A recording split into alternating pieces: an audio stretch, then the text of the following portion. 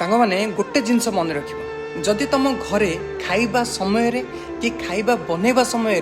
जदि झगड़ा झांटी हो कि भल मन रे खाइबा बनौन कि भल मन रे खाइबा खाऊन ताहले तुम लाइफ रे तुम घर केबे भी इम्प्रूवमेंट तुम देखिपर मुझे तुम मानक गोटे कहानी कहूँ शुण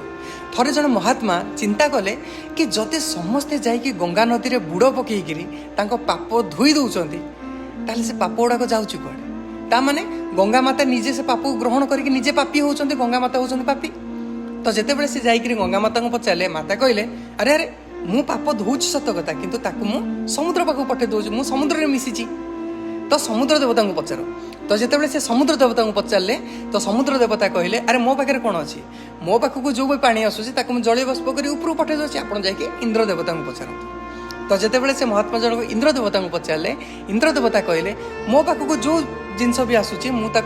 घनीभूत करके मु वर्षा करके तलू पकई दूसरी जहाद्वारा फसल हो पनीपरिया हो कि जीवजंतु चलुंट तो महात्मा जनक पचारे ताले पाप जाऊँच तो ये प्रश्न शुणिकी इंद्र देवता कहले पाप कुआड़े भी जाऊ पाप से अच्छी किंतु जी भल मन रे खाइब ताको पाप लगे जी खराब मन रे जी खराब चिंता करी खाइब ताको पाप लगे तो से मुझे कहूँ कि जिते बड़े खाइबा बनाऊच कि खाइबा खाऊच सब बड़े भल मन रे खाइबा